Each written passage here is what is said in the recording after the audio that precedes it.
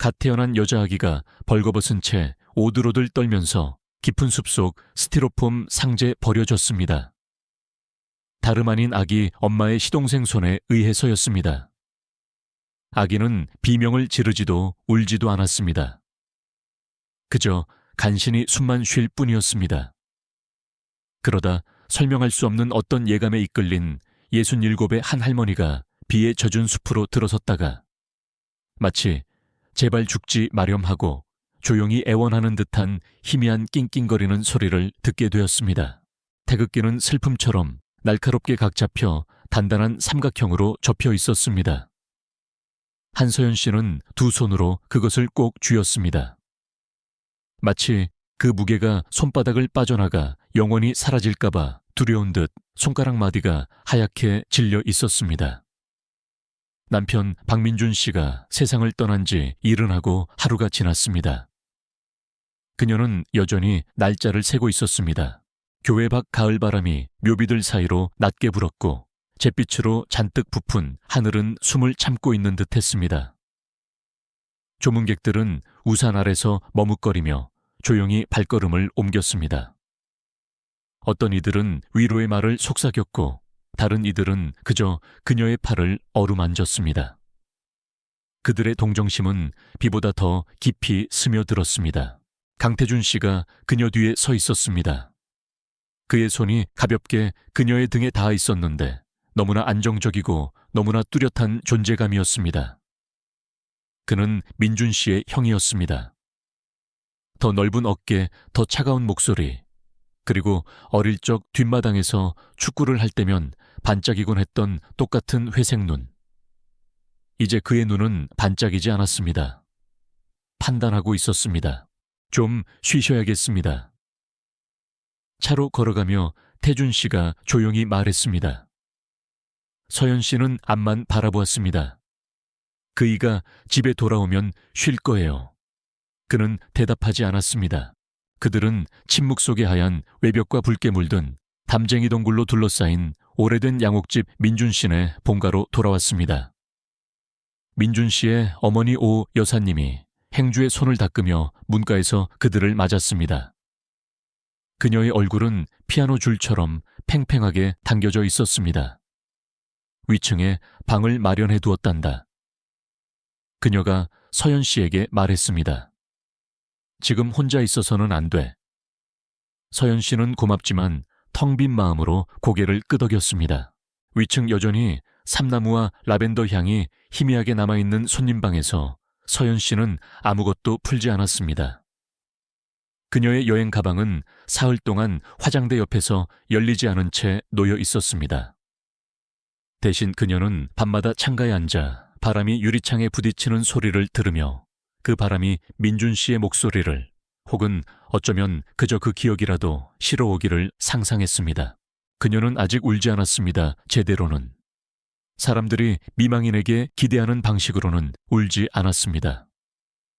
그녀는 민준 씨가 아버지가 돌아가신 후 했던 말을 기억했습니다. 서연아, 슬픔은 사람들이 말하는 것보다 더 조용해. 때로는 그냥 두 번째 그림자처럼 네 곁에 머무를 뿐이야. 태준 씨는 필요 이상으로 그녀 주변을 맴돌았습니다. 묻지도 않은 차를 가져다 주고 식사는 했는지 확인하고 마치 그녀가 소리내어 말하지 않은 무언가를 알아내려는 듯 그녀를 지켜보았습니다. 그러던 어느 날 밤 그녀가 물을 마시러 아래층으로 내려갔다가 뒷문에서 담배를 피우고 있는 그를 보았습니다. 현관 불빛에 그의 실루엣이 날카롭게 드러났고 손은 주머니에 찔러 넣고 있었습니다. 잠 못 이루는군요. 그가 돌아보지도 않고 말했습니다. 그녀는 망설였습니다. 당신도요. 그가 그때 그녀를 바라보았는데 눈빛을 읽을 수 없었습니다. 민준이가 거기 시리아에서 뭘 봤는지 나한테 말 안 했지만 아무도 모르는 많은 걸 짊어지고 있었던 것 같아요. 서연 씨는 난간을 움켜쥐었습니다. 나한테는 모든 걸 말했어요. 태준 씨가 천천히 연기를 내뿜었습니다. 아니요, 서연 씨. 당신이 감당할 수 있는 것만 말했죠. 그의 말투에는 잔인함이 깃들어 있었습니다. 마치 그녀가 부족했다는 듯 남편보다 오래 살아남음으로써 그를 실망시켰다는 듯이 그날 밤 옆집 초혜 씨 아주머니는 현관 벤치에 너무 가까이 앉아있는 서연 씨와 태준 씨를 보았습니다. 초혜 씨 아주머니는 항상 그런 것들을 알아채고 기억하는 부류였습니다. 아직 상복도 벗지 않았는데 태준 씨, 최 씨 아주머니가 나중에 오 여사에게 속삭였습니다. 벌써부터 기대는 모양새라니. 오 여사는 대답하지 않았지만 입술을 굳게 다물었습니다. 3주째가 되자 서연 씨는 주일 예배에 나가지 않았습니다. 너무 많은 시선말로 이어지지 않는 너무 많은 속삭임 때문이었습니다. 오 여사의 오랜 친구인 이 여사님이 차를 마시러 왔다가 이렇게 말하고 떠났습니다. 슬픔이 사람을 이상하게 만들긴 하지만 어떤 선은 넘지 말아야 해. 아무리 슬퍼도. 어느 날 오후 서연 씨는 민준 씨가 가장 좋아하던 셔츠를 개고 있는 자신을 발견했습니다. 셔츠에는 여전히 그의 향수 냄새, 샌다루드와 오래된 소나무 향이 남아 있었습니다. 그녀는 침대에 앉아 어깨가 떨리기 시작할 때까지 그것을 가슴에 꼭 껴안았습니다. 그것이 그녀가 울음에 가장 가까이 다가갔던 순간이었습니다. 그날 저녁 태준 씨가 사진첩을 들고 그녀의 방문을 두드렸습니다. 이걸 원하실 것 같아서요. 그녀는 말없이 그것을 받았습니다. 안에는 그들의 어린 시절 사진들이 있었습니다. 그네를 타며 웃고 있는 민준 씨 야구 유니폼을 입은 그와 태준 씨. 세 사람이 함께 찍은 사진 한 장, 19살의 서연 씨가 그들 사이에 서서 마치 사랑이 언젠가 얼마나 많은 폭풍우를 견뎌내야 할지 모르는 사람처럼 웃고 있었습니다. 그는 항상 당신을 세상에서 가장 안전한 곳처럼 바라봤어요. 태준 씨가 말했습니다. 서연 씨는 사진을 응시했습니다. 그런데 왜 내가 그가 도망친 곳처럼 느껴질까요? 태준 씨는 대답하지 않았습니다. 그는 그저 필요 이상으로 잠시 더 머물렀고 그가 떠날 때 문은 마치 후회처럼 너무 느리게 닫혔습니다. 그날 밤 서연 씨는 다시 창가에 앉았습니다. 민준 씨의 셔츠를 들고 있었습니다. 울지는 않았지만 이번에는 속삭였습니다. 나 아직 여기 있어요, 민준 씨. 그게 아직 무슨 의미인지는 모르겠지만 나 아직 여기 있어요. 그리고 밖에서는 바람이 부드럽게 대답했습니다. 한때 온전했던 것들의 조각처럼 하나씩 떨어지는 나무십 소리 외에는 아무것도 없었습니다. 민준 씨가 세상을 떠난 그날 밤 서연 씨는 결혼 반지를 더 이상 끼지 않았습니다. 그의 아내가 아니게 되어서가 아니었습니다. 금빛이 빛에 반사될 때마다 자신이 거짓말쟁이가 된 것 같았기 때문입니다. 마치 그가 여전히 흙 묻은 장화를 신고 넓은 팔을 벌리며 여보 나 왔어 하고 문을 열고 들어올지도 모른다고 전쟁이 그들 삶의 지도를 바꾸지 않은 것처럼 신용하는 것 같았습니다. 하지만 전쟁은 모든 것을 바꿉니다. 그녀는 뒷마당 현관에서 긴 저녁 시간을 보내기 시작했습니다. 삐걱거리는 그네에는 여전히 그의 무게에 대한 기억이 남아 있었습니다.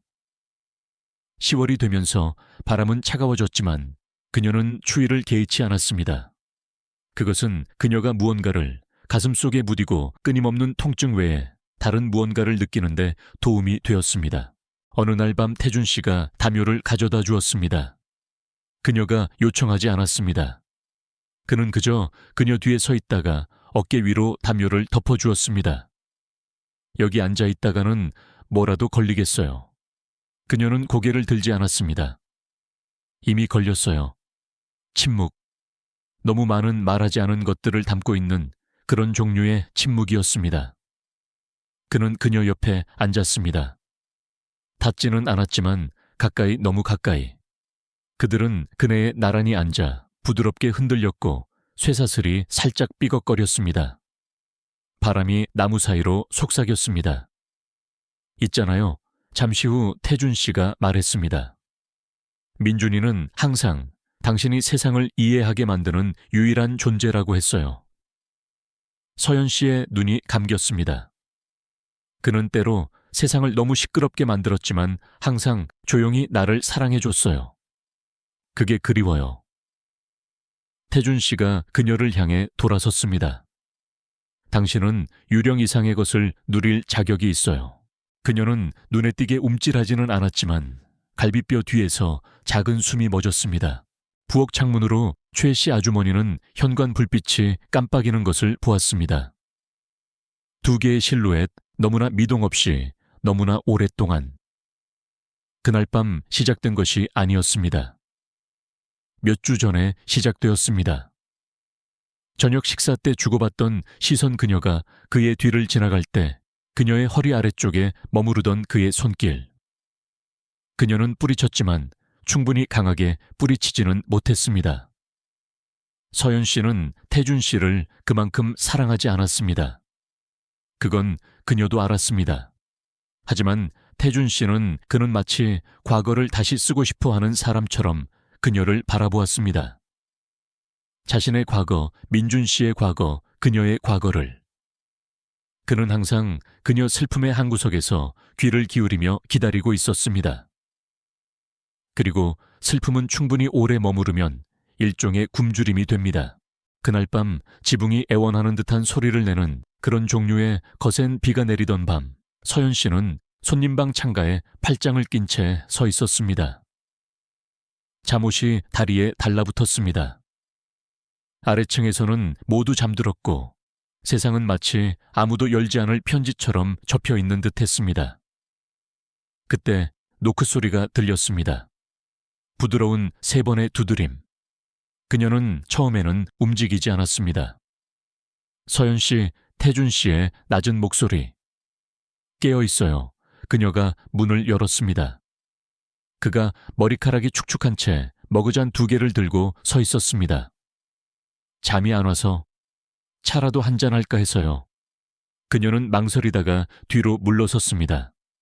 그들은 별다른 말을 하지 않고 그저 차를 마시며 창밖의 폭풍우를 바라보았습니다.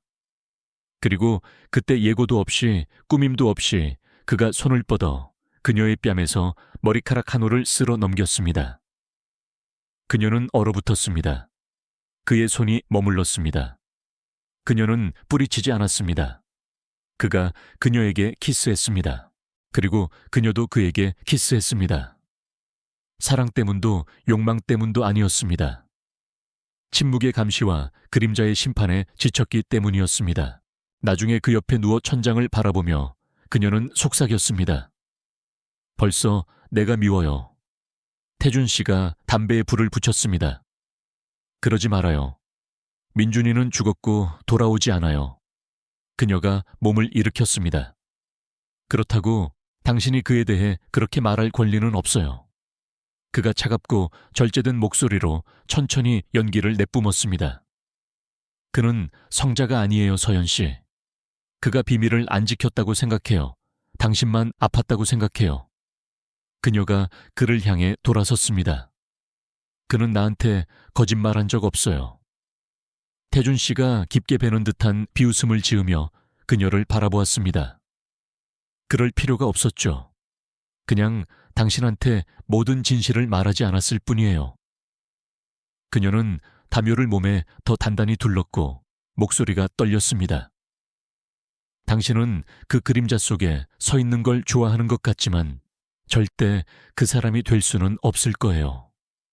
태준 씨가 탁자 위 재떨이에 담배를 비벼 껐습니다. 아닐지도 모르죠. 하지만 적어도 나는 여기 있어요. 그는 당신을 떠났잖아요. 바로 그때 그녀는 일어나 욕실로 걸어가 뜨거운 물을 틀었습니다. 피부가 데일 때까지 수도꼭지 아래 서 있었습니다. 마치 그 밤을 얼룩처럼 굳기 전에 씻어낼 수 있다는 듯이. 울지도 소리 지르지도 않았습니다. 아래층 복도 불이 켜졌습니다. 오 여사님은 태준 씨가 손님방에서 내려오는 것을 보았습니다. 아무 말도 하지 않았지만 눈이 가늘어졌습니다. 그리고 부엌 한 구석에는 방금 장봐온 식료품 봉지를 든 초혜 씨, 아주머니가 얼어붙은 채 서 있었습니다. 그럴 줄 알았어. 그녀가 중얼거렸습니다. 아침이 되자 모든 것이 조용해졌습니다. 태준 씨는 그녀의 눈을 피했습니다. 서연 씨는 여행 가방을 쌌지만 떠나지는 않았습니다. 오, 여사님이 아침 식사를 가져다 주었고 말없이 내려놓았습니다. 서연 씨는 고맙다고 했지만 오 여사님은 대답하지 않았습니다. 그날 오후 늦게 온 이 여사님만이 침묵을 깼습니다. 그녀는 서연 씨 침대 가장자리에 앉아 그녀의 눈을 똑바로 바라보았습니다. 나도 남편을 먼저 보냈어. 그녀가 말했습니다. 외로움이 어떤 맛인지 알지. 하지만 슬픔과 배신은 다른 거야. 그리고 조심하지 않으면 얘야 하나가 다른 하나를 묻어버릴 수도 있어. 서연 씨는 대답하지 않았습니다. 그저 탁자 위 민준 씨의 액자 사진을 바라볼 뿐이었습니다. 그의 미소는 여전히 무엇이 다가올지 모르고 있었습니다. 그날 저녁 서연 씨는 혼자 현관 그네로 돌아갔습니다. 바람이 바뀌어 있었습니다. 차가운 소나무와 나무 타는 영이 냄새가 났습니다. 그녀는 무릎 위에 손을 모으고 장례식 이후 처음으로 울었습니다. 큰 소리도 무너지는 울음도 아니었습니다. 그저 아무것도 바꿀 수 없다는 것을 알지만 남은 것을 정화하는 그런 종류의 울음이었습니다. 그것은 냄새로 시작되었습니다. 부엌에서 계란 프라이하는 냄새 옷장 속 스카프에서 나는 오래된 향수 냄새. 한때 집을 의미했던 것들이 이제는 속을 뒤집어 놓았습니다. 서연 씨는 처음에는 스트레스, 슬픔 모든 것을 잃은 후 몸이 부리는 잔인한 장난 탓으로 돌리며 애써 무시했습니다. 하지만 7번째 주가 되자 아침 메스꺼움이 시계처럼 찾아왔습니다. 8번째 주에는 예배당 현관에서 토하지 않으려고 예배 중에 자리를 떠야 했습니다. 그리고 9번째 주가 되자 그녀는 알았습니다.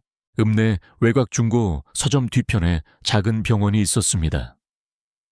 민준 씨네 집안 사람들은 아무도 가지 않을 그런 곳이었습니다. 그녀는 목요일 아침 흐린 날씨에도 불구하고 후드티를 이마까지 눌러쓰고 선글라스로 눈을 가린 채 걸어 들어갔습니다. 검사는 3분밖에 걸리지 않았습니다. 간호사는 놀라지 않았습니다. 초기이긴 하지만 너무 이르지는 않아요. 그녀가 말했습니다. 서연 씨는 간호사가 지원단체 안내 책자 등 선택지를 나열하는 동안 천장을 응시했습니다. 간호사의 목소리는 옆방 라디오처럼 들려왔습니다.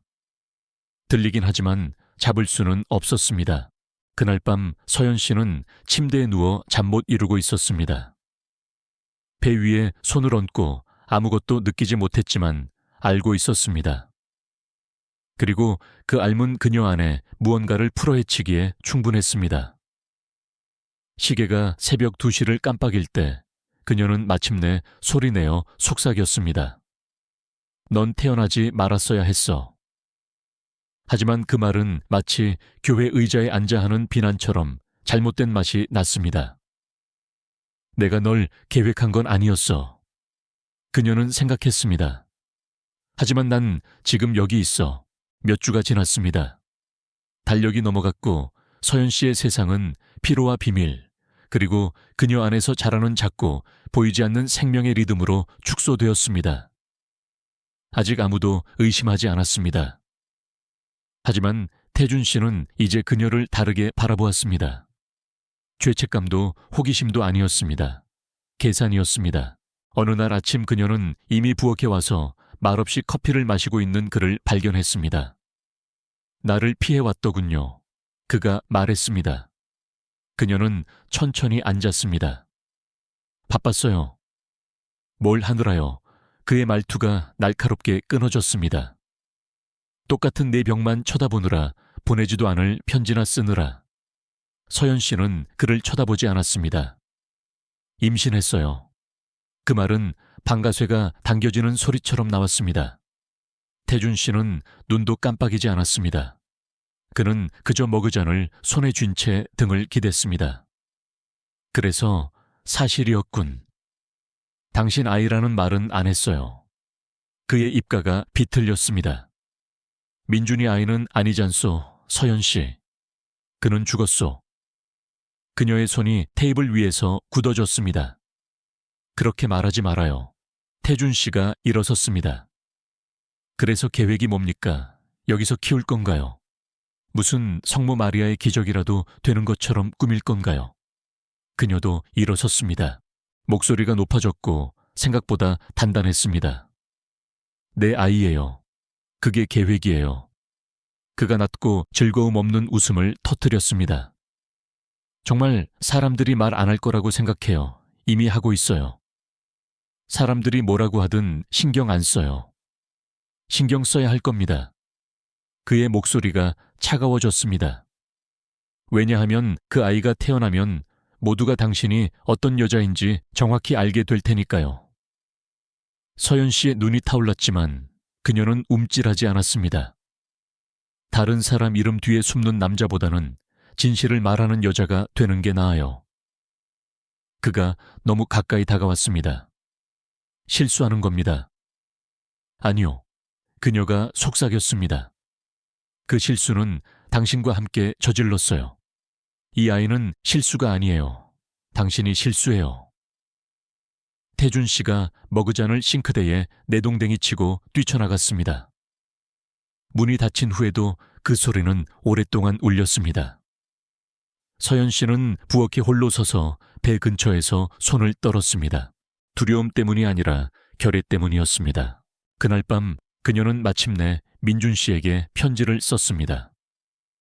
장례식 이후 처음이었습니다. 그녀는 숨기지 않았습니다. 당신은 친절함을 모르는 세상에 나를 남겨두고 갔어요. 그리고 나는 상상도 못했던 선택들을 했죠. 하지만 이 아이 어쩐지 당신 아이이기도 해요. 피로 이어진 건 아니지만 당신이 남긴 희망으로 이어졌으니까요. 당신이 나에게 준 선함으로 아이를 키울 거예요.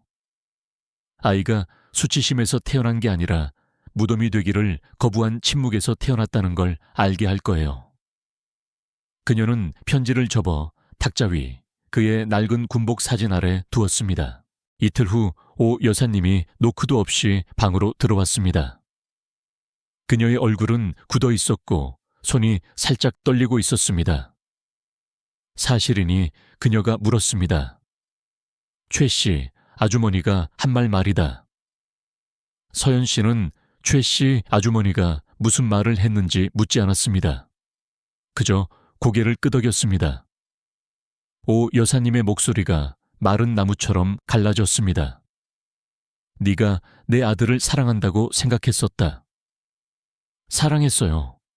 서연 씨가 대답했습니다. 지금도 사랑하고요. 그런데 어떻게 그럴 수가 있니? 저는 망가졌었어요. 그녀가 말했습니다. 태준 씨도 그랬고요. 그건 변명이 안 돼. 변명을 바라는 게 아니에요. 서연 씨가 물러서지 않고 말했습니다. 그저 이해를 바랄 뿐이에요. 오 여사님은 오랫동안 참을 수 없는 순간 동안 그녀를 바라보았습니다. 그러고 나서 말했습니다. 나가야겠다. 서연 씨는 침을 삼켰습니다. 어디로 가야 하죠? 그건 내 알 바 아니다. 서연 씨는 늦가을 햇살이 마루 위로 비스듬히 떨어지는 창밖을 바라보았습니다. 더 이상 도망치지 않을 거예요. 여긴 네가 있을 곳이 아니야. 오 여사님이 눈을 가늘게 뜨고 속삭였습니다. 그리고 그 아이도 마찬가지고. 서연 씨는 조용히 고개를 끄덕였습니다. 그럼 갈게요. 하지만 아이는 자신의 이야기를 알게 될 거예요. 모든 부분을요. 아픈 부분까지도요. 오 여사님이 떠난 후 뒤따른 침묵은 다르게 느껴졌습니다. 더 무겁지 않았습니다. 더 깨끗했습니다. 서연 씨는 그날 밤 천천히 짐을 쌌습니다. 작은 여행 가방, 민준 씨의 낡은 스웨터, 그리고 다음 파병 후에 아이를 가져볼까 생각했을 때 사두었던 옷장 뒤편에 숨겨두었던 작은 하얀색 아기 옷이었습니다. 다음 날 아침에 뜨기 전 서연 씨는 풀밭에 서리가 아직 남아있는 뒷마당을 걸었습니다. 그녀는 민준 씨가 앉아있곤 했던 현관근에서 멈췄습니다. 흙 묻은 장화 무릎 위에 반쯤 쓰인 편지들. 그녀는 앉아 외투 아래로 희미하게 드러난 배 위에 손을 얹었습니다.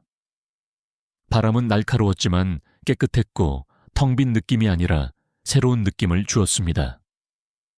그녀는 눈을 감고 조용히 소리내어 말했습니다. 이제부터는 우리만의 진실을 만들어갈 거야. 그리고 어디선가 멀리서 바람이 기억처럼 부드럽고 아침처럼 확실하게 대답하는 소리를 들은 것 같았습니다. 그 오두막은 푸른 계곡 가장자리에 자리 잡고 있었고 소나무와 안개에 쌓여 마치 세상 자체가 등을 돌리고 서연 씨가 간청했던 침묵을 허락한 듯 했습니다. 그 집은 70대에 은퇴한 간호사인 윤명희 할머니의 것이었는데 그녀는 어릴 적 민준 씨가 열병을 앓았을 때 간호한 적이 있었습니다. 서연 씨는 예시하기에서 그 이름을 기억했지만 그 여인이 여전히 살아있을 거라고는 하물며 단 한마디 질문도 없이 문을 열어줄 거라고는 예상하지 못했습니다. 비밀을 안고 나타난 처녀가 네가 처음은 아니란다. 명희 할머니가 말했습니다. 그녀의 눈은 부드러웠지만 동정심은 없었습니다. 설이 내리기 전에 들어오렴. 그렇게 9개월간의 은둔 생활이 시작되었습니다. 서연 씨는 유령처럼 살았고 한동안은 그것이 그녀에게 맞았습니다. 그녀는 아침에는 정원에서 마른 흙을 돌보고 오후에는 자신의 것이 아닌 빨래를 개고 저녁에는 아직 눈도 뜨지 않은 아이에게 길고 떨리는 편지를 썼습니다. 그녀는 그것들을 마룻바닥 아래 낡은 과자통에 넣어두었고 각 편지에는 같은 줄로 봉인되어 있었습니다. 네가 올 때 내가 어떤 모습일지 모르겠지만 기다리고 있겠다고 약속할게. 그녀는 거의 오두막을 떠나지 않았습니다. 결혼도 하지 않고 자식도 없었던 명희 할머니는 조용한 보호자 역할을 맡았습니다. 식료품을 구해오고 인적이 드문 먼 마을에서 드문 산전 진찰 예약을 잡아주었고 서연 씨가 민준 씨 꿈을 꾸다 숨이 막혀 깨어났을 때는 차를 끓여주면서도 꿈에서 그가 무슨 말을 했는지 한 번도 묻지 않았습니다. 하지만 이따금 발소리 사이에 정적 속에서 서연 씨는 과거가 더 가까이 다가오는 것을 느꼈습니다. 그리고 그것은 그녀의 상상이 아니었습니다. 읍내에서는 최 씨, 아주머니가 여전히 자신의 방식대로 움직이고 있었습니다. 교회 모임과 화투판을 통해 그녀는 다른 사람들이 요리법을 모으듯 소문을 모았습니다. 명희 할머니에게 안부나 전할 겸 전화 한 통이면 서연 씨가 여전히 살아있고 혼자가 아니라는 소문을 확인하기에 충분했습니다. 태준 씨는 나머지 사실을 침묵 속에서 알게 되었습니다. 그는 분노하지도 소리 지르지도 않았습니다.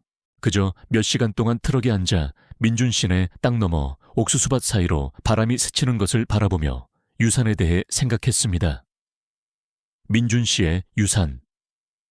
할아버지 박 씨의 유언장은 지금까지는 중요하지 않았습니다. 그것은 항상 감상적인 조항이었습니다. 민준의 처사이가 태어난다면 그 아이가 박 씨 가문의 신탁재산, 토지와 가업의 의결권을 상속받는다. 형식적인 것이었습니다. 유령 조항이었습니다. 아무도 그것이 실제로 효력을 발휘하리라고 믿지 않았습니다. 하지만 이제 아기가 있었습니다. 모든 것을 뒤엎을 수 있는 아기였습니다. 태준 씨는 최 씨 아주머니가 다시 전화할 것을 알고 있었습니다. 그녀는 항상 그랬습니다. 그리고 그녀가 전화했을 때 그는 준비되어 있을 것이었습니다. 3월 첫째 주 서연 씨는 태동의 변화를 느끼기 시작했습니다. 해운 이미 이름도 지어두었습니다. 이는 이제 다르게 움직였습니다. 더 느리고 더 무겁고 더 확실하게. 서연 씨는 난로가 안락의자에 누워 배 위에 손을 얹고 민준 씨에 대한 이야기, 별에 대한 이야기, 침묵에 대한 이야기 벌하는 것이 아니라 보호하는 그런 종류의 침묵을 속삭였습니다. 언젠가 진실을 말해줄게. 그녀가 한번 속삭였습니다. 하지만 지금은 그냥 잘하렴. 그냥 숨 쉬렴. 진통은 예정보다 2주 일찍 찾아왔습니다. 하늘이 무너져 내릴 것 같은 그런 밤이었습니다. 나무들이 휘고 덧창이 덜컹거리고 바람이 마치 못다 한 일이 있는 것처럼 계곡을 통해 울부짖었습니다. 명희 할머니는 수건을 삼고 옛 친구인 조산사 박 씨에게 전화했고 그녀는 자정 가까이 되어서야 흠뻑 젖은 채 욕을 하며 도착했습니다. 서연 씨는 한 번 그리고 또 한 번 비명을 질렀지만 새벽 2시에 혜운이가 세상에 나왔습니다. 작고 붉고 울부짖으며 살아있었습니다. 폐가 좋네. 박 씨가 씩 웃으며 말했습니다.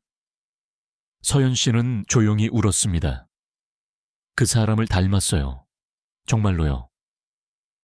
명희 할머니는 아기를 부드러운 회색 담요에 싸서 서연 씨 가슴에 안겨주었습니다. 잘 해냈어. 그녀가 말했습니다. 서연 씨는 눈을 깜빡이며 꿈틀거리는 아기를 내려다보았습니다. 혜운아. 그녀가 속삭였습니다. 섬처럼 오랫동안 길을 잃고 나서야 보이는 그런 섬 말이야. 그들은 그렇게 잠이 들었습니다. 엄마와 아이 숨결을 맞대고 폭풍은 후퇴하는 동물처럼 낮게 으르렁거리며 머리 위로 지나갔습니다. 박 씨는 해 뜨기 직전에 떠나면서 필요한 물품을 가지고 돌아오겠다고 약속했습니다. 오두막은 다시 조용해졌습니다. 너무 조용했습니다. 태준 씨는 새벽녘에 도착했습니다. 그의 장화가 서리를 밟으며 소리를 냈고 표정을 읽을 수 없었습니다. 그는 가죽 서류 가방을 들고 있었는데 안에는 갓 공증받은 서류들이 들어 있었습니다. 명희 할머니가 머리가 아직 젖은 채 가운을 여미고 문을 열었습니다. 여기 어쩐 일이세요? 그녀가 물었습니다. 서연 씨 보러 왔습니다. 그가 부드럽게 말했습니다. 저한테 전화했거든요. 아니에요. 안 했어요. 몸이 안 좋아요. 혼란스러워하고 있고요. 아기 원치 않는다고 새로 시작하는 게 최선이라고 저한테 말했어요. 명희 할머니는 미간을 찌푸렸습니다. 절대 그런 말 할 사람이 아니에요. 그가 외투 아래에서 서류 가방을 꺼냈습니다. 법적 서류입니다. 서명도 되어 있고요. 깨우겠습니다. 쉬고 있어요. 일을 더 어렵게 만들지 마세요, 명희 할머니. 그녀는 망설였습니다. 그의 목소리에 무언가가 있었습니다. 위협적이지는 않았습니다. 더 나빴습니다. 단호했습니다. 명희 할머니가 뒤로 물러섰습니다. 태준 씨가 안으로 들어왔습니다. 혜운이는 난롯과 요람에 쌓여 있었습니다. 숨소리는 부드러웠고 눈꺼풀이 파르르 떨렸습니다. 그는 아기를 쳐다보지도 않고 마치 식료품 자루처럼 집어들었습니다. 그는 벽난로 선반 위에 쪽지를 남겼습니다. 서연 씨가 깨어났을 때 요람은 비어 있었습니다. 그녀는 비틀거리며 일어나 쉬어버린 목소리로 혜운이의 이름을 불렀습니다. 그러고 나서 쪽지를 보았습니다. 언젠가 나한테 고마워할 거요. 우리 모두를 위해 옳은 일을 한 거니까. 강. 그녀는 비명을 질렀습니다. 명희 할머니가 창백해진 얼굴로 뛰어 들어왔습니다. 그가 네가 전화했다고 다 끝났다고 하더구나, 서연아. 나는 몰랐어. 하지만 서연 씨는 이미 무릎을 꿇고 있었습니다. 울지 않았습니다. 아직은. 그것은 나중에 찾아왔습니다. 오전 6시 4분 은퇴한 간호사이자 일찍 일어나는 등산객인 한 여성이 메아리 국의 근처 산책로를 걷고 있었습니다. 덤불 가장자리에서 하얀 스티로폼 상자가 움직이는 것이 그녀의 눈에 띄었습니다. 그녀는 달려갔습니다. 안에는 수건에 쌓여 입술을 떨고 손가락을 꼭 쥔 여자 아기가 있었습니다. 살아 있었습니다. 그녀는 나중에 구급대원들에게 아기가 울려고 했지만 너무 추워서 그러지 못했다고 말했습니다. 그녀는 아기에게 기적이라는 뜻의 미래라는 이름을 지어주었습니다. 하지만 몇 마일 떨어진 곳에서 아기의 엄마는 빌린 집 마룻바닥에 여전히 무릎을 꿇은 채 더 이상 아이의 냄새가 나지 않는 담요를 붙들고 있었습니다. 폭풍은 몇 시간 동안 그치지 않았습니다. 지붕을 후려치고 나무를 갉아먹고 좁은 길 위로 더 이상 참을 수 없는 슬픔처럼 쏟아졌습니다. 대부분의 사람들은 집에 머물렀습니다. 하지만 고은의 할머니는 대부분의 사람들과 달랐습니다.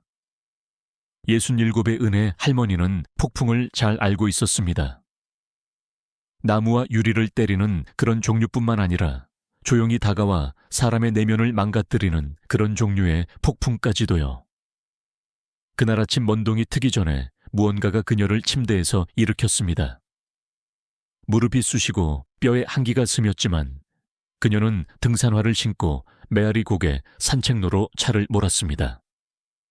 돌아가신 남편은 그곳 공기가 마음을 맑게 해준다고 하곤 했습니다. 그의 말은 옳았지만 그는 노년에 그녀와 함께 그 길을 걸을 만큼 오래 살지 못했습니다. 은혜 할머니는 자갈길 옆에 트럭을 세우고 억수같이 쏟아지는 비 속으로 나섰습니다. 외투를 더 단단히 여몄습니다. 산책로는 미끄러웠고 소리픈 장화 밑에서 번들거렸지만 그녀의 발걸음은 꾸준했습니다. 이름 모를 날카롭고 절박한 어떤 느낌에 이끌려서였습니다. 1마일쯤 들어갔을 때 그녀는 그 소리를 들었습니다. 울음소리. 여우도 새도 아니었습니다. 더 높고 더 가냘픈 소리였습니다. 마치 타일 위에 유리가 깨지는 것처럼 폭풍을 뚫고 나오는 소리였습니다. 은혜 할머니는 그 자리에 멈춰 섰습니다. 고개를 갸웃하고 심장이 두근거리는 것을 느끼며 귀를 기울였습니다. 비가 모든 것을 삼켰지만 다시 그 소리가 들렸습니다. 가늘고 숨막히는 흐느낌이었습니다. 그녀는 산책로를 벗어나 그 소리를 향해 움직였습니다. 장화가 흠뻑 젖은 흙탕물에 빠졌습니다. 가시덤불이 다리를 긁었고 숨이 가빠졌지만 그녀는 계속 나아갔습니다.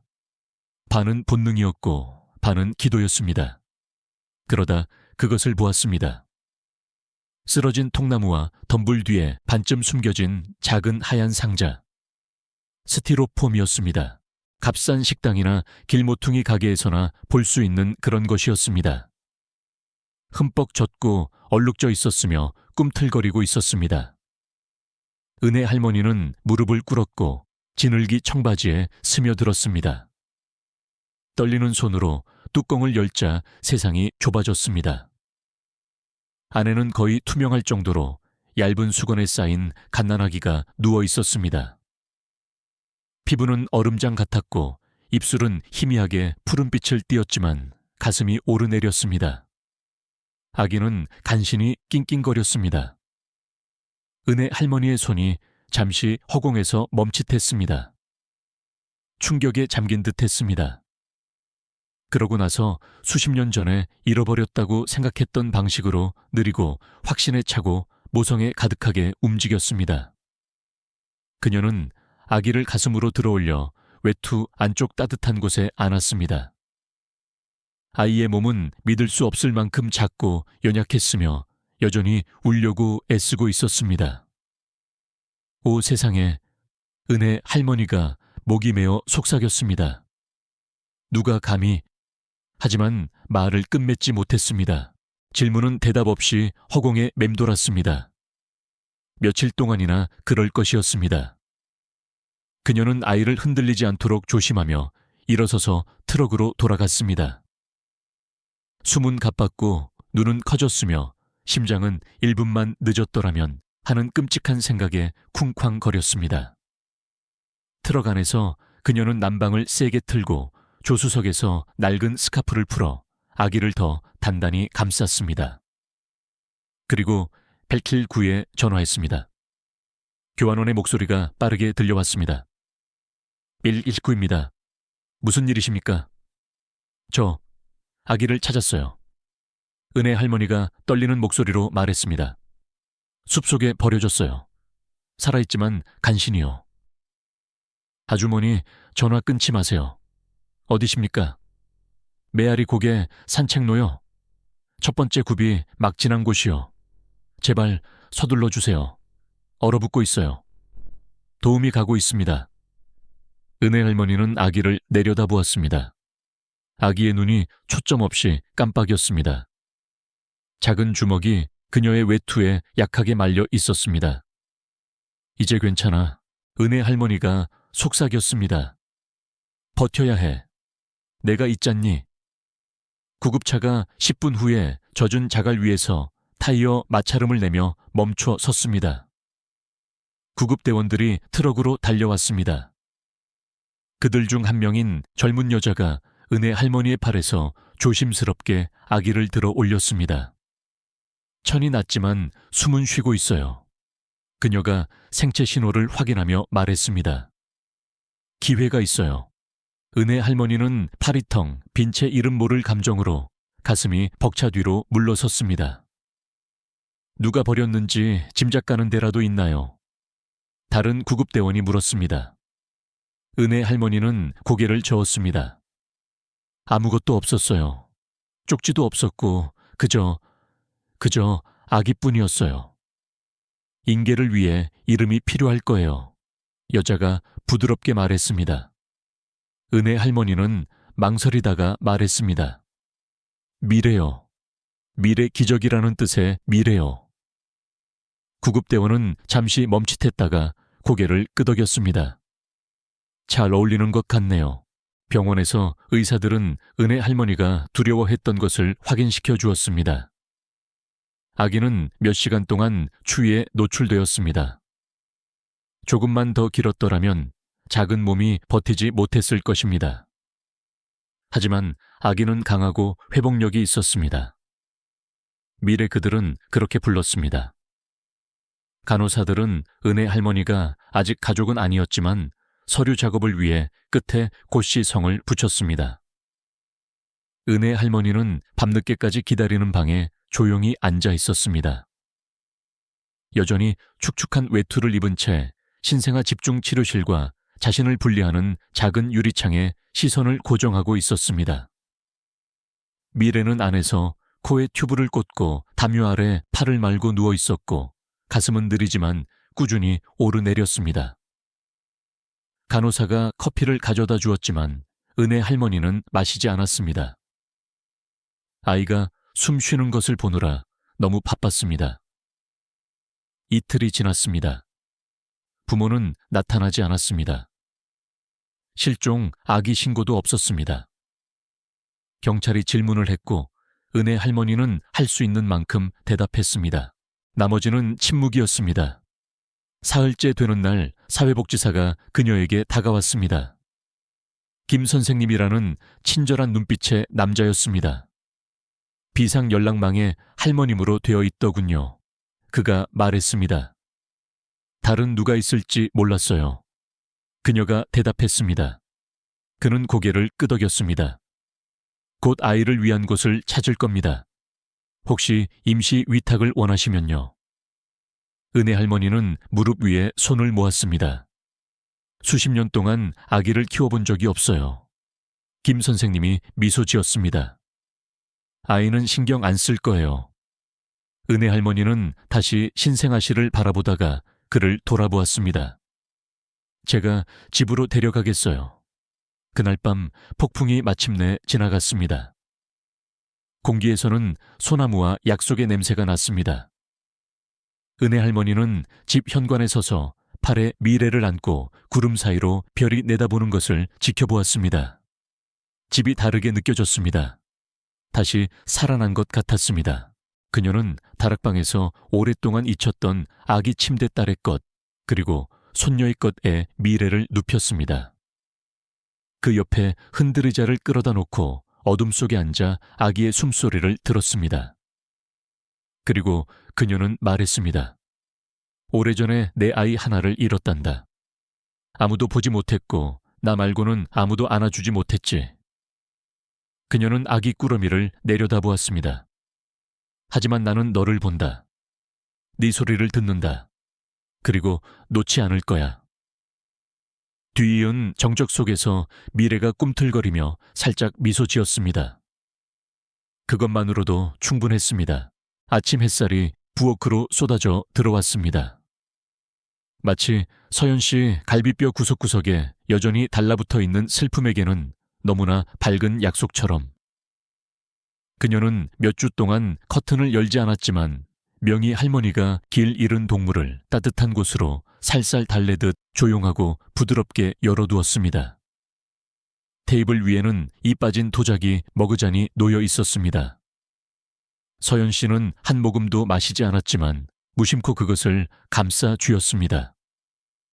차는 이미 오래전에 식어 있었습니다. 아흐레. 혜은이를 빼앗긴 지 그렇게나 되었습니다. 서연 씨는 그 후로 딱 한 번 그 이름을 소리내어 불렀는데 그때조차도 마치 이미 자기 목소리를 잊기 시작한 누군가를 부르는 배신처럼 느껴졌습니다. 명희 할머니는 싱크대에서 말없이 설거지를 하고 있었습니다. 그녀는 다그치지 않는 것이 좋다는 것을 알고 있었습니다. 낡은 집이 그들 주위에서 숨을 쉬었습니다. 마룻바닥이 삐걱거리고 바람이 창문을 스치고 침묵이 마치 세 번째 존재처럼 공간을 가로질러 펼쳐져 있었습니다. 그때 노크 소리가 들렸습니다. 날카롭게. 2번. 그리고 또 한 번. 서연 씨는 머그잔을 거의 떨어뜨릴 뻔하며 깜짝 놀랐습니다. 명희 할머니는 재빨리 손을 닦고 문으로 갔습니다. 가장 가까운 이웃인 박 여사였습니다. 거의 여든이었고 몹시 독립적이었으며 명희 할머니가 15분 이상 참아주는 몇 안 되는 사람 중 하나였습니다. 좋은 아침이요. 박 여사가 접힌 신문을 내밀며 말했습니다. 이거 보면 좋을 것 같아서. 명희 할머니가 눈썹을 치켜 올렸습니다. 헤드라인 하나 보려고 여기까지 걸어왔수. 박 여사는 망설였습니다. 아니, 그 애 때문에. 그녀는 서연 씨를 흘끗 보고는 다시 명희 할머니를 보았습니다. 4페이지. 아래쪽 구석. 명희 할머니는 신문을 받고 고개를 끄덕였습니다. 커피 한잔 하겠소. 잠깐 앉았다 가겠소. 박 여사가 말했습니다. 하지만 진한 걸로 주면.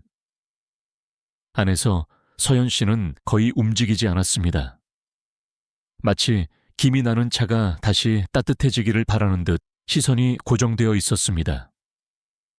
명희 할머니는 그녀 맞은편 의자에 앉아 천천히 신문을 펼쳤습니다. 마치 너무 연약해서 거칠게 다룰 수 없는 비밀처럼 조심스럽게 접힌 부분을 폈습니다.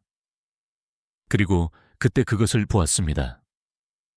작고 흐릴하지만 틀림없는 사진. 병원 담요에 쌓여 눈을 거의 뜨지 못한 아기. 헤드라인은 이랬습니다. 스티로폼 상자에서 발견된 기적의 아기 혹한의 밤을 이겨내다. 그 아래 작은 글씨로 지역 여성 폭풍우 속 숲에 버려진 영가 발견. 현재 미래로 알려진 아이에게 지역사회 온정 이어져. 명희 할머니는 바로 말하지 않았습니다. 그저 신문을 테이블 건너편으로 밀었습니다. 서연 씨는 눈을 깜빡이고 내려다보다가 얼어붙었습니다. 사진을 따라가는 그녀의 손가락이 떨렸습니다. 이름은 시야에서 흐릿해졌지만 아기의 이마 모양.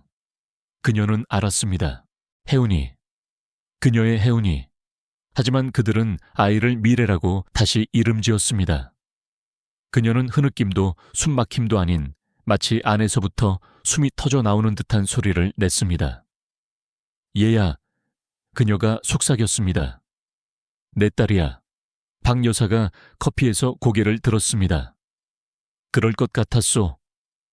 명희 할머니가 서연 씨의 손을 잡았습니다.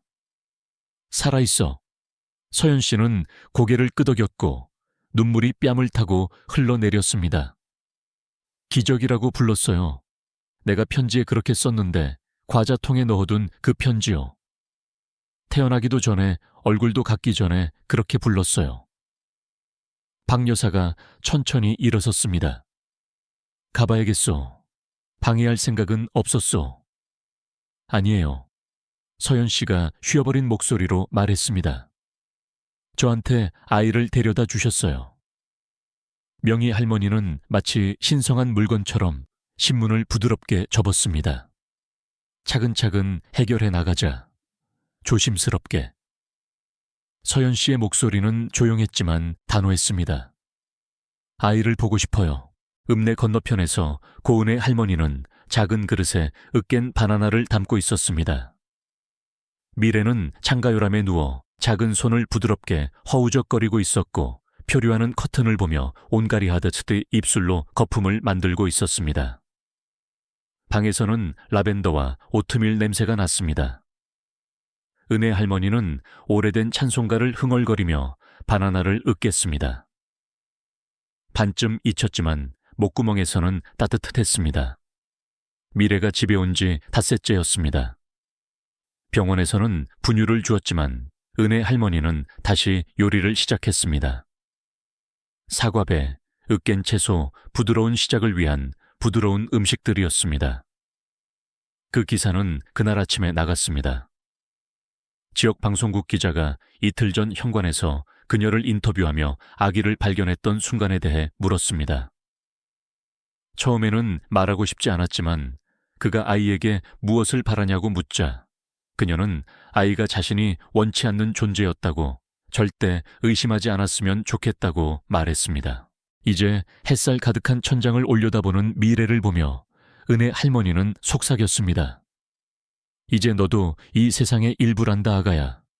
그리고 저 밖에 누군가는 너를 몹시 그리워하고 있을지도 몰라. 미래가 눈을 깜빡였습니다. 은혜 할머니는 아이의 손가락에 입 맞추었습니다. 두고 보자꾸나. 그날 저녁 서연 씨는 손님방에 서서 과자통을 손에 들고 있었습니다. 안에는 혜은이를 임신했던 매주 쓴 편지들이 들어있었습니다.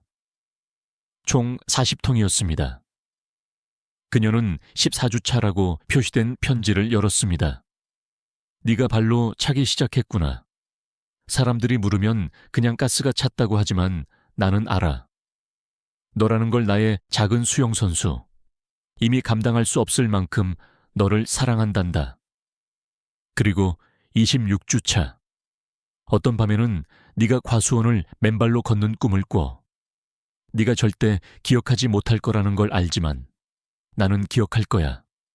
모든 가지, 모든 꽃망울을. 그리고 40주 차. 네가 곧 오지 않으면 네가 봄을 기다리고 있다고 믿기 시작할 거야. 네 아빠처럼 고집이 세구나. 네가 그의 강인함은 담되 그의 침묵은 담지 않기를 바란다. 서연 씨는 떨리는 손으로 편지를 다시 접고 명희 할머니에게 돌아섰습니다. 가야겠어요. 명희 할머니가 고개를 끄덕였습니다. 보기만 하려는 건 아니겠지. 서연 씨가 말을 이었습니다. 말해야 해요. 보여야 해요. 나 없이 그들이 아이 이야기를 하게 둘 수는 없어요. 명희 할머니가 앞으로 나섰습니다. 그럼 제대로 이야기하자. 그날 밤 늦게 폭풍이 다시 찾아왔습니다. 처음에는 부드럽게 그러다가 더 크게 마치 지붕을 두드리는 기억처럼. 하지만 서연 씨는 커튼을 치지 않았습니다. 이번에는 창가에 서서 나무들이 흔들리는 것을 지켜보며 유리창에 딸의 이름을 속삭였습니다.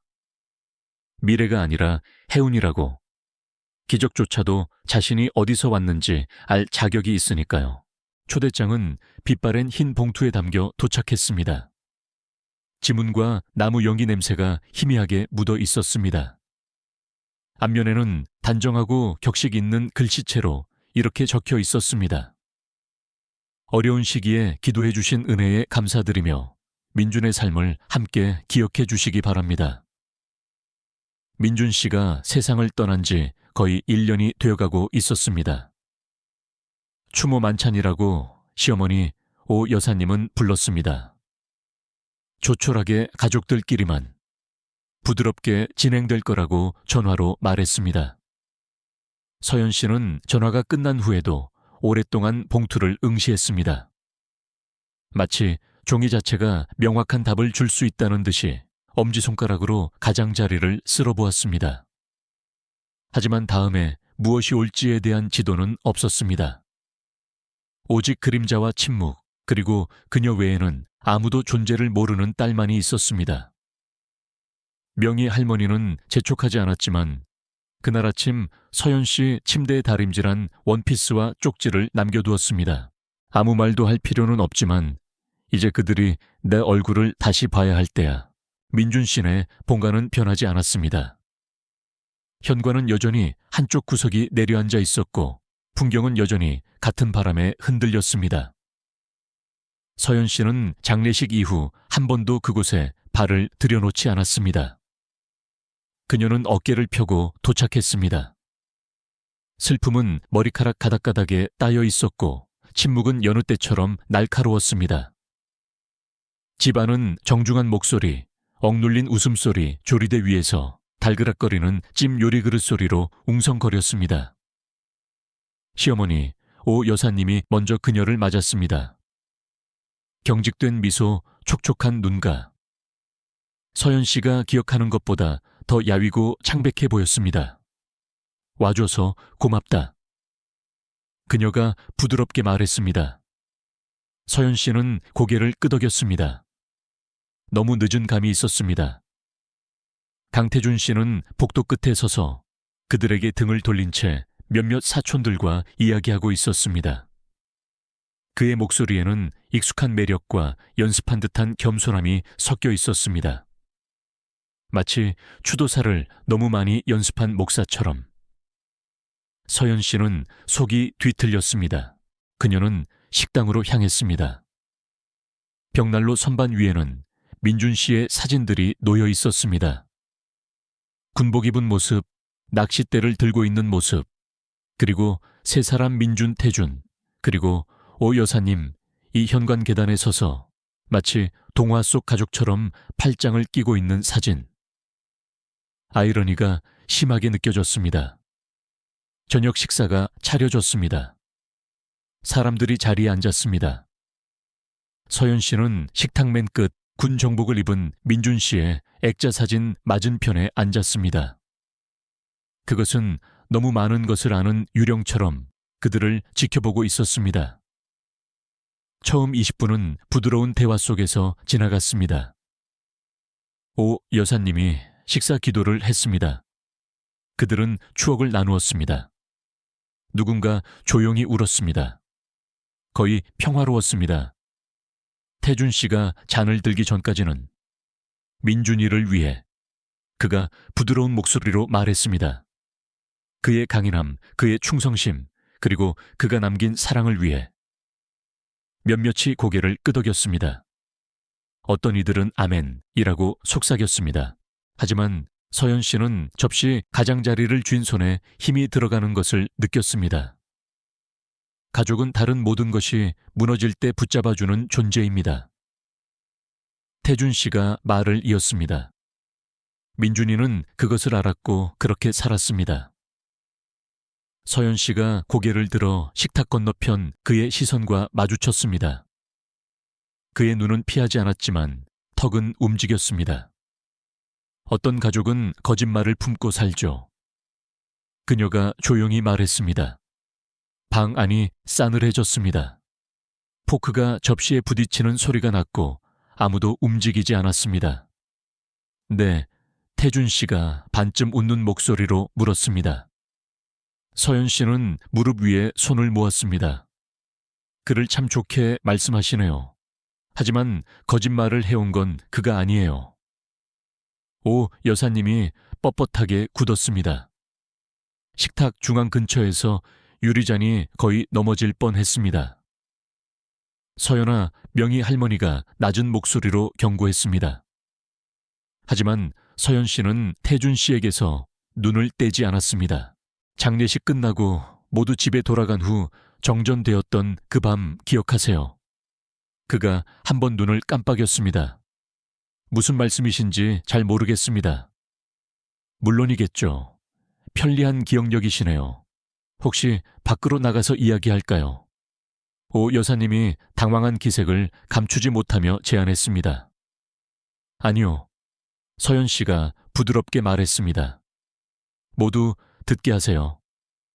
누군가 기침을 했고 다른 사촌이 남편에게 무언가를 속삭였습니다. 당신이 그를 상처 입혔어요. 서연 씨가 말했습니다. 그의 아내와 자꾸 그녀가 임신하자 숨기라고 그리고 아이를 버리라고 설득했죠. 태준 씨가 너무 크고 날카롭게 웃었습니다. 이건 미친 짓이야. 서연 씨의 목소리는 높아지지 않았습니다. 그럴 필요가 없었습니다. 그런가요? 당신 아이를 잃었잖아요, 서연 씨. 그가 동정하는 척하며 말했습니다. 우리 모두 당신이 얼마나 힘들어했는지 봤어요.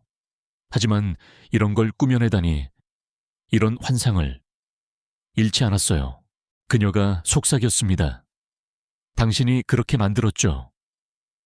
그러고 나서 어떤 찜요리나 사진으로도 채울 수 없는 침묵이 흘렀습니다. 오 여사님이 의자를 거의 뒤로 넘어뜨릴 뻔하며 갑자기 일어섰습니다. 실례하겠습니다. 그녀가 떨리는 목소리로 말하고 방을 나갔습니다. 서연 씨도 일어섰습니다. 숨이 가빴고 손이 떨렸습니다. 허락을 기다리지 않았습니다. 복도를 걸어 뒷문으로 나가 차가운 밤 속으로 들어갔습니다. 울지 않았습니다. 아직은 헛간 근처 낡은 장작 창고 민준 씨의 피난처였던 곳에 이르러서야 그녀는 땅바닥에 주저앉았습니다. 나무잎이 드레스에 달라붙었고 숨이 가쁘게 터져 나왔습니다. 뒤에서 발자국 소리가 바삭거렸습니다. 몰랐어요. 목소리가 들렸습니다. 서연 씨가 돌아보았습니다. 평생 옆집에 살았던 민준 씨의 사촌 지영이었습니다. 무슨 뜻인지 몰랐지만 뭔가를 봤어요. 지영이가 말했습니다. 그때요. 민준 씨 돌아가시고 그해 봄에요. 서연 씨는 거의 말도 못할 정도로 고개를 들었습니다. 태준 씨랑 시어머니를 봤어요. 지영이가 속삭였습니다. 과수원 근처에서요. 시어머니는 안색이 안 좋았고 태준 씨는 화가 나 보였어요. 아무한테도 말 안 했어요. 내가 나설 일이 아닌 것 같아서요. 서연 씨의 목소리가 쉬었습니다. 뭘 봤는데요? 지영이가 그녀 옆에 무릎을 꿇었습니다. 태준 씨가 당신이 못하면 내가 하겠소. 뭐 이런 식으로 말했고 시어머니는 울었어요. 그냥 슬퍼서 그러는 줄 알았는데 지금 생각해보니 뭔가 꾸미고 있었던 것 같아요. 이미 결정했던 것 같아요. 서연 씨는 목이 죄어오는 것을 느꼈습니다. 밤 공기가 압박해 왔습니다. 지영이가 그녀의 어깨에 손을 얹었습니다. 경찰에 가고 싶으면 제가 증언할게요. 진실은 이제 그들 사이에 놓여 숨 쉬고 있었습니다. 서연 씨는 눈을 감고 속삭였습니다. 고마워요. 증거 때문이 아니라 마침내 누군가가 자신이 내내 알고 있었던 것을 말해 주었기 때문이었습니다. 그녀는 눈을 뜨고 별을 바라보았습니다. 별 하나가 잠깐 깜빡이다가 꾸준한 빛으로 자리 잡았습니다. 법원은 벽돌과 오래된 후회로 만들어진 차갑고 네모난 건물이었습니다. 복도는 너무 많은 무게를 짊어진 발소리가 울렸고 창문으로는 진실을 더 날카롭고 선명하게 만드는 듯한 빛이 들어왔습니다. 서연 씨는 아동법원 바로 밖 대기실에 앉아 무릎 위에 손을 꼭 모으고 있었습니다. 전날 밤 잠을 거의 자지 못했습니다. 무슨 일이 일어날지 두려워서가 아니라 만약 그런 일이 일어난다면 어떤 기분일지 확신할 수 없었기 때문이었습니다. 명희 할머니는 여느 때처럼 침착하게 그녀 옆에 앉아 있었습니다. 보온병에 담아온 차를 말없이 건넸습니다. 서연 씨는 차 때문이 아니라 그 조용한 몸짓 때문에 그것을 받았습니다. 방 건너편에서는 옅은 파란색 블라우스에 진주 귀걸이를 한 여자가 엉덩이 위로 아이를 통통 튀기고 있었습니다. 아이는 종이컵에 담긴 물을 향해 손을 뻗으며 까르르 웃었습니다. 서연 씨는 미동도 없이 지켜보았습니다. 저 두꺼운 법정 문 뒤 어딘가에 그녀 자신의 아이가 기다리고 있었습니다. 다른 이름, 다른 목소리, 다른 이야기를 가진 아이였습니다. 미래 양 사건이 먼저입니다. 서기가 부드럽게 불렀습니다. 서연 씨가 일어섰습니다. 다리가 떨렸지만 두려움 때문은 아니었습니다. 시간의 무게, 1년 동안의 침묵이 그녀의 갈비뼈를 짓누르는 듯했습니다.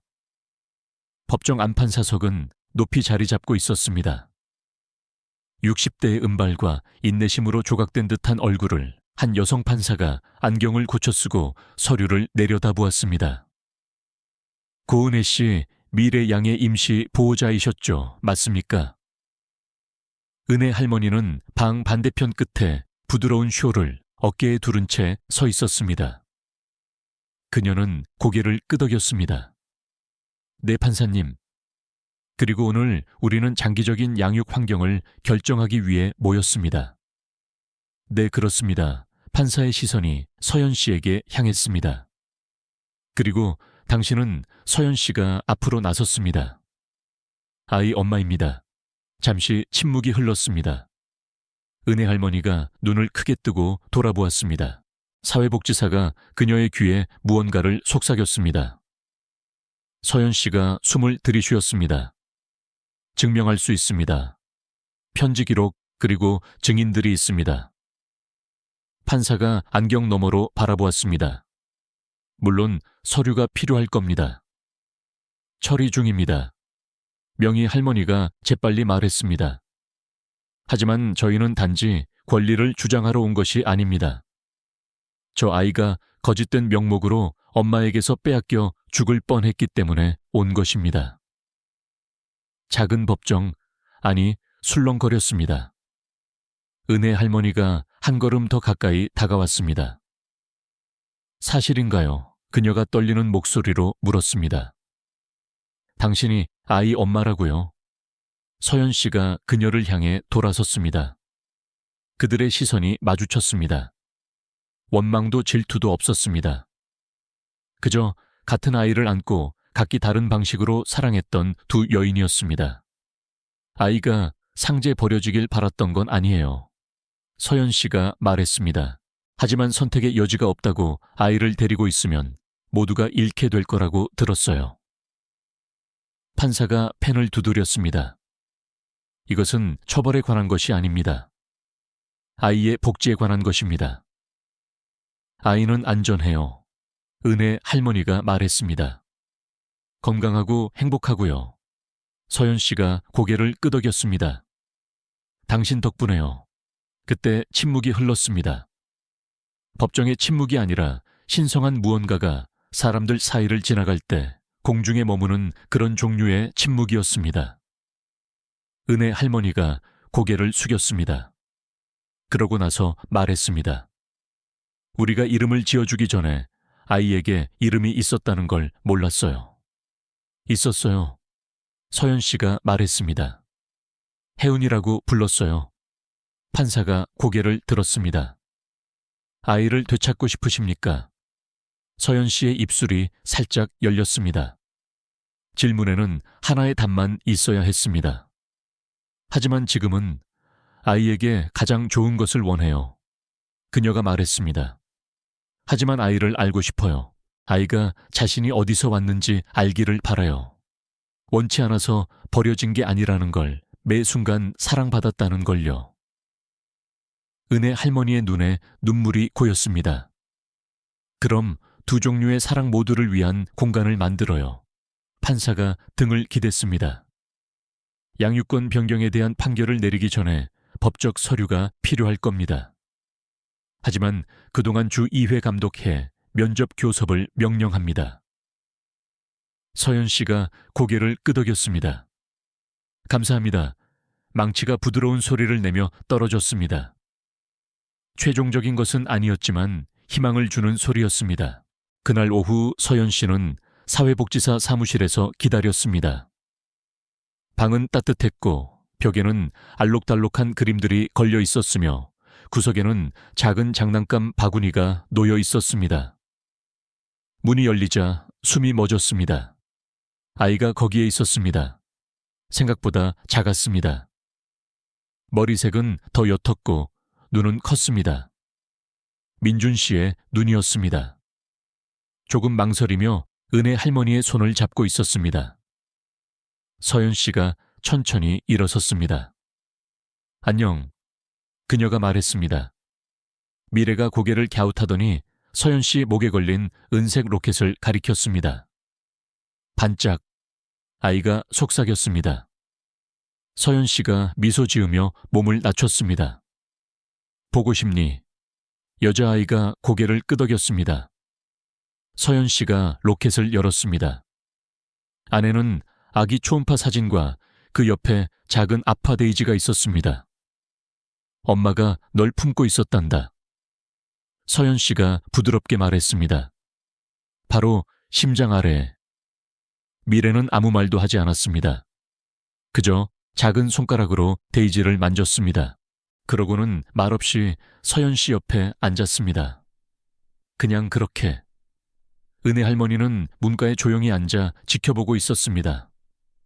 사랑이 두 곳에서 살아남을 수 있다는 걸 몰랐어요. 그녀가 나중에 눈물 어린 목소리로 말했습니다. 하지만 어쩌면 그렇게 잘하는 건가 봐요. 처음 몇 주는 부드럽게 지나갔습니다. 미래는 면회 시간 동안 조용했습니다. 블록을 가지고 놀고 토끼 인형을 안고 서연 씨의 이야기를 예의 바르게 들었습니다. 하지만 말을 많이 하지는 않았습니다. 그러던 어느 날 서연 씨가 아이의 이마에서 작은 곱슬머리를 쓸어 넘겨주자 미래가 올려다보며 말했습니다. 꽃 향기가 나요. 서연 씨는 눈을 깜빡였습니다. 라벤더란다. 네가 항상 제일 좋아했었지. 아이는 어떻게 알았는지 묻지 않았습니다. 그저 마침내 무언가 이해가 되었을 때 아이들이 짓는 그런 미소를 지었습니다. 몇 달 후 입양 심리가 다시 열렸습니다. 하지만 이번에는 한 집에서 아이를 데려와 다른 집에 보내기 위함이 아니었습니다. 이번에는 두 집 모두를 인정하기 위함이었습니다. 서연 씨는 은혜 할머니 옆에 앉았습니다. 미래는 그들 사이에 앉아 발을 흔들었습니다. 판사가 미소 지었습니다. 한 분이 아니라 두 분의 어머니를 찾은 것 같습니다. 망치가 내리쳐졌습니다. 법원 박근봄이 다시 찾아왔습니다. 서연 씨가 미래를 팔에 안았습니다. 아이는 근처 나무에서 떨어지는 꽃잎을 잡으려 까르르 웃었습니다. 둘 다 갖고 싶어요. 아이가 두 여자를 번갈아 보며 말했습니다. 둘 다 내 것이란다. 서연 씨가 속삭였습니다. 언제까지나. 은혜 할머니가 서연 씨 어깨에 손을 얹었습니다. 두 번의 폭풍 속에서 한 아이가 구원받았습니다. 그리고 이제 두 어머니도 마찬가지였습니다. 앞마당 간판은 소박했습니다. 그 의미에 비하면 거의 너무나 겸손했습니다. 미래의 집 새로운 시작을 위한 공간. 빛바랜 파란색 글씨로 칠해진 간판은 들판이 펼쳐지고 흙과 약속의 냄새가 나는 읍내 가장자리 조용한 부지에 서 있었습니다. 서연 씨는 지금 그곳에 서서 손에 쥔 열쇠를 떨고 있었습니다. 은혜 할머니가 계단에서 그녀와 합류했고 미래는 은혜 할머니 품에 안겨 잠들어 있었습니다. 아이의 숨결이 은혜 할머니 옷깃에 따뜻하게 닿았습니다. 준비됐어요. 그녀가 부드럽게 물었습니다. 서연 씨는 바로 대답하지 않았습니다. 그녀는 현관문을 응시하고 있었습니다. 이제 노란색으로 칠해진 문은 밝지 않고 마치 커튼 레이스 사이로 비치는 햇살처럼 부드러웠습니다. 그녀가 직접 칠했습니다. 붓질 하나하나가 기도와 같았습니다. 안에서는 삼나무와 새 페인트 냄새가 났습니다. 아직 벽에는 사진이 없었지만 언젠가는 걸릴 것이었습니다. 그들은 넓은 창문으로 햇살이 스며드는 거실로 들어섰습니다. 마룻바닥은 옆군에서 철거된 학교 건물에서 가져온 것으로 기억을 품고 삐걱거렸습니다. 그들은 이미 기증받은 중고책들로 반쯤 채워진 책장 옆에 흔들의자가 놓여있는 독서실을 지나갔습니다.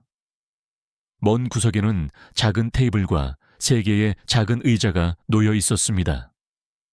아이들이 항상 이곳에 있을 자리가 있다는 약속이었습니다. 미래가 은혜 할머니 품에서 꿈틀거렸습니다. 서연 씨가 손을 뻗어 아이의 귀 뒤로 머리카락을 넘겨주었습니다. 이곳은 아이를 위한 곳이에요. 그녀가 부드럽게 말했습니다. 하지만 아기를 안아보지 못한 모든 엄마들을 위한 곳이기도 하고 중요하지 않다고 들었던 아기들을 위한 곳이기도 해요. 은혜 할머니가 눈물을 글썽이며 닦았습니다. 강하고 안전하고 흔들리지 않게 만들어야 해요. 서연 씨가 주위를 둘러보았습니다. 그러려면 모든 이야기를 해야겠죠. 그들은 언론이 올 것을 알고 있었습니다. 지역신문은 이미 질문을 해왔습니다. 법원 결정 후 소문은 빠르게 퍼졌습니다. 어떤 사람들은 서연 씨를 동정의 눈빛으로 보았고 어떤 사람들은 비난의 눈빛으로 보았습니다.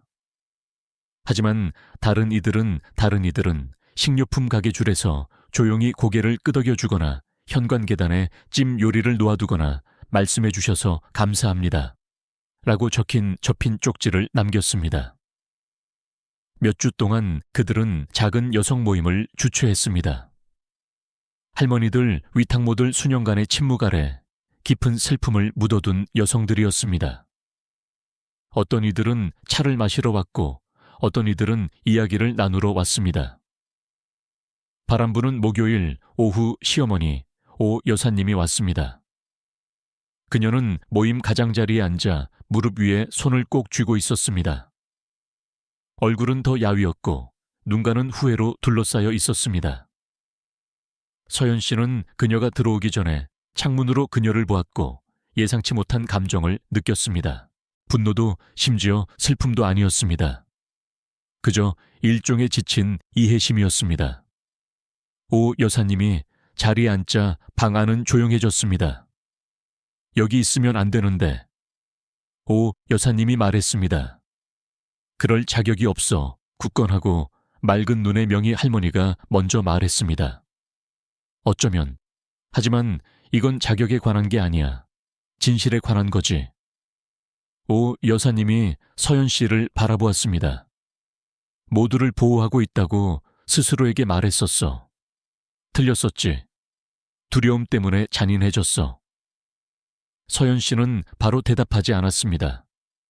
그러고 나서 말했습니다. 당신이 아이를 그 상자에 던진 건 아니에요.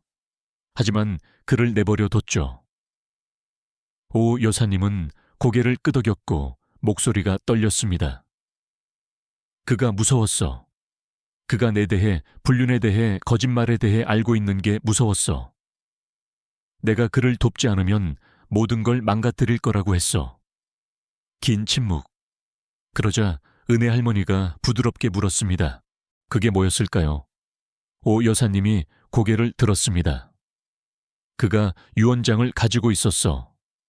민준이가 고쳐서 집을 나한테가 아니라 서연이한테 남겼는데 태준이가 옛날 유언장을 찾아서는 만약 내가 뭔가를 지키고 싶으면 협조해야 한다고 했어. 명희 할머니가 나지막이 욕설을 내뱉었습니다. 서연 씨는 눈을 감았습니다. 법이 그를 따라잡을 거예요. 은혜 할머니가 말했습니다. 하지만 우리에게 원하는 게 뭐예요? 오 여사님은 망설였습니다. 구원을 원하는 게 아니에요. 그냥 돕고 싶어요. 여기서요. 화장실 청소든 제대로 된 음식을 만드는 거든. 서연 씨가 일어나 다가갔습니다. 그녀는 오 여사님의 눈을 똑바로 바라보며 친절하지는 않았지만 단호하게 말했습니다. 다시는 거짓말하지 않는 것으로 도우세요. 자신에게도 고통받는 다른 여성에게도요. 오 여사님은 고개를 끄덕였습니다. 은혜 할머니가 그녀에게 대걸레를 건넸습니다. 봄이 자리를 잡았습니다. 미래의 집은 꽃피기 시작했습니다.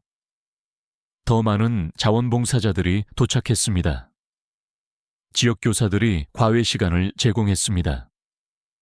은퇴한 판사가 지지활동에 관한 책들을 기증했습니다. 한 여성은 아이의 이름이 새겨진 손수 만든 누비이불을 가져왔습니다. 그리고 어느 날 한 소녀가 도착했습니다.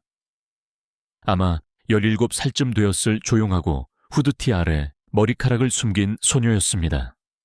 처음에는 이름을 밝히지 않고 비가 보도를 두드리는 동안 현관에 서 있기만 했습니다. 서연 씨가 다가갔습니다. 배고프니 소녀가 고개를 끄덕였습니다.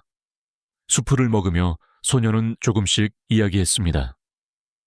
위탁가정 나쁜 곳 지난주에 나왔고 공원에서 잤다고. 서연 씨는 귀를 기울였습니다. 방해도 판단도 없이.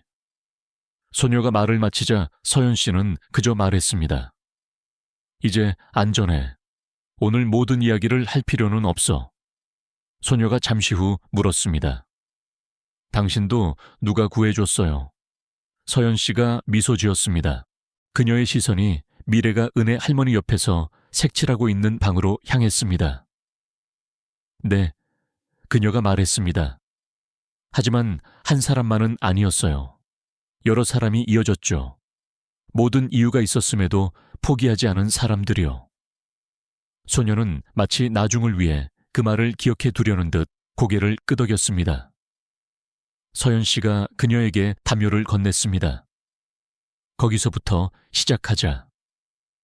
그날 밤늦게 서연 씨는 독서실에 홀로 앉아 있었습니다. 미래는 몇 시간 전에 은혜 할머니 가슴에 기댄 채 잠들었습니다. 오 여사님이 접힌 수건 바구니를 들고 들어왔습니다. 오늘 나한테 미소 지었어요. 오 여사님이 부드럽게 말했습니다. 미래요. 아주 잠깐이었지만. 서연 씨가 고개를 들었습니다. 우리가 생각하는 것보다 더 많은 것을 봐요. 만약 그가 그러지 않았다면, 내가 그러지 않았다면 어떻게 되었을지 궁금해 한 적 있어요. 서연 씨가 말을 끊었습니다. 매일이요. 하지만 거기서 살 수는 없어요. 오 여사님은 고개를 끄덕였습니다. 나도 마찬가지예요. 그들은 오랫동안 침묵 속에 앉아 있었습니다. 그러고 나서 서연 씨가 말했습니다. 그가 이긴 건 아니에요, 알죠? 태준 씨 말이에요. 그는 아이 이야기를 덮어쓰려고 했지만 아이는 여전히 여기 있어요. 웃고 자라면서요. 당신 덕분에요. 아니요. 서연 씨가 속삭였습니다. 우리 모두 덕분에요. 망가진 부분들까지도요. 다음 날 아침 앞마당 나무 간판에 새 이름이 새겨졌습니다. 미래의 집. 모든 아이와 한때 엄마였던 모든 엄마를 위하여. 그 아래 누군가가 작은 글씨로 덧붙였습니다. 더 이상 침묵은 없다. 그리고 이야기는 계속되었습니다. 비명도 법정의 외침도 아니었습니다.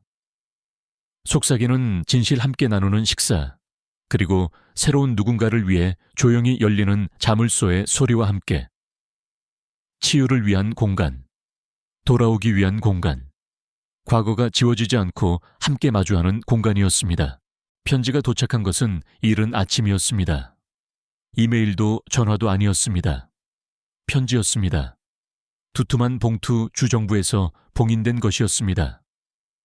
서연 씨는 식어버린 커피 한 잔과 여전히 초록불을 깜빡이는 아기 모니터의 부드러운 윙윙거림 옆 부엌 식탁 위에 놓인 그것을 발견했습니다.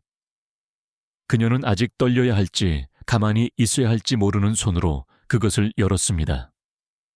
안에는 판결문이 있었습니다. 강태준은 유죄 판결을 받았습니다. 사기 공무집행방해, 아동학대법률 문서 위조 등 여러 건이었습니다. 민준 씨가 남긴 유언장이 발견되어 인증되었고 복원되었습니다. 재산은 이제 법적으로 서연 씨의 것이었습니다. 하지만 그녀를 주저앉게 만든 것은 그 부분이 아니었습니다. 징역 10년 가석방 없음이라고 적힌 줄이었습니다. 그녀는 속삭였습니다. 끝났어. 하지만 안도감은 아니었습니다. 마치 마침내 눈이 그치는 것과 같았습니다. 환호가 아니라 정적이었습니다. 부드러운 아침 가운을 입고 난로가에서 서 있던 은혜 할머니가 그들 모두에게 신선한 커피를 따랐습니다. 되돌릴 수는 없을 거야. 그녀가 말했습니다. 네, 서연 씨가 중얼거렸습니다. 하지만 이름을 붙였죠. 그게 중요해요. 복도에서 작은 발소리가 들렸습니다. 미래가 토끼 인형 귀를 끌며 잠에서 덜 깬 부스스한 머리로 들어왔습니다. 아무 말 없이 서연 씨 무릎 위로 올라와 몸을 말고 서연 씨 심장 박동 위에 뺨을 기댔습니다. 아무도 더 이상 말을 하지 않았습니다. 지금으로서는 그것으로 충분했습니다. 정오 무렵 그들은 미래의 집 뒤뜰 정원에 있었습니다. 아이들 꿈 또는 자신의 일부를 묻었던 여성들이 일구고 축복한 반 에이커의 땅이었습니다. 각 장미 덤불에는 이름이 있었고 각 라벤더 줄에는 기도가 담겨 있었습니다. 오 여사님은 작양 옆에 무릎을 꿇고 부드럽게 가지치기를 하고 있었습니다. 그녀의 손은 요즘 덜 떨렸습니다. 봄을 믿지 않으면 심지 않지. 그녀가 조용히 말했습니다. 서연 씨는 대답하지 않았습니다. 그럴 필요가 없었습니다. 용서는 그녀가 배우고 있듯이 부인을 의미하는 것이 아니었습니다. 과거가 여전히 꼽힐 수 있는 것을 썩게 내버려 두지 않는다는 것을 의미했습니다. 그날 저녁 여성들은 이야기 방으로 알려진 곳에 모였습니다. 접이식 의자차 그리고 시간뿐이었습니다. 항상 먼저 말문을 여는 명희 할머니는 등을 꼿꼿이 펴고 힘있는 목소리로 말했습니다. 진실은 천둥처럼 내리치지 않아. 비처럼 떨어지지. 너무 느려서 거의 알아채지 못하다가 갑자기 모든 것이 푸르러지는 거야. 서연 씨가 뒤를 이었습니다. 예전에는 침대 밑에 신발 상자를 두곤 했어요. 그녀가 시작했습니다. 병원 팔찌, 뜨개질한 양말, 보내지 못한 편지들. 어떤 밤에는 그게 정말 일어났다는 걸, 내가 아이를 사랑했던 게 꿈이 아니었다는 걸 스스로에게 증명하려고 그걸 꺼내보곤 했죠. 고개를 끄덕이는 소리, 중얼거리는 소리가 들렸습니다. 오 여사님이 일어서자 공기가 긴장되었습니다. 나는 그럴 자격이 없는 남자에게 예라고 했어요. 그녀가 말했습니다. 생존을 위해서라고 스스로에게 말했지만 솔직히 말하면 안락함을 위해서였던 것 같아요. 타협이라는 이름의 비겁함이었죠. 그녀는 서연 씨를 똑바로 바라보았습니다. 날 미워해야 해요. 서연 씨는 그녀의 눈을 마주 보았습니다. 미움은 아무것도 키우지 못해요. 오 여사님은 눈가가 촉촉했지만 마른 채 다시 앉았습니다. 날들이 지나갔습니다. 미래는 유치원에 가기 시작했습니다. 서연 씨와 은혜 할머니는 첫날 울타리 밖에 서서 양갈래로 묶은 머리에 너무 큰 배낭을 메고 뛰어들어가는 작은 여자아이를 지켜보았습니다. 문으로 사라지기 직전 아이는 돌아서서 마치 온 하늘에 손을 흔드는 것처럼 두 손으로 손을 흔들었습니다. 괜찮을 거야. 은혜 할머니가 속삭였습니다. 서연 씨가 미소 지었습니다. 이미 괜찮아요. 미래의 집은 성장했습니다. 이야기방은 안식처가 되었습니다. 약간 조율이 안 된 피아노가 도착했습니다. 누비 이불이 창가 좌석에 드리워졌습니다. 동쪽 벽에는 손들이 나무잎으로 뻗어나가고 이전에 한 번도 가져본 적 없는 아이들이 그린 태양을 향해 뻗어나가는 벽화가 피어났습니다.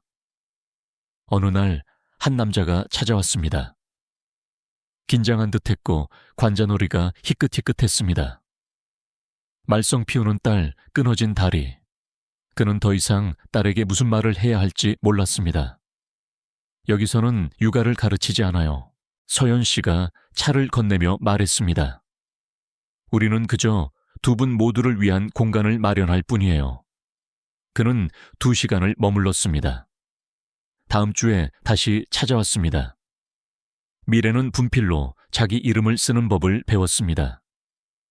보도공책, 심지어 정원 돌멩이까지 모든 표면에 서명했습니다. 뭐하니 서연 씨가 어느 날 오후 현관 계단에 낙서하는 아이를 보며 물었습니다. 세상에 서명하는 거예요. 미래가 말했습니다. 세상이 나를 기억하도록요. 서연 씨의 목소리가 잠겼습니다. 이미 기억하고 있단다. 그날 밤 서연 씨와 은혜 할머니는 뒷마당 현관에 앉아 있었습니다. 들판 위에는 빌려온 진실처럼 보름달이 걸려 있었습니다. 안에서는 미래가 토끼 인형을 턱 밑에 끼고 잠들어 있었습니다. 치유가 춤추는 것처럼 느껴질 줄 알았어요. 서연 씨가 말했습니다.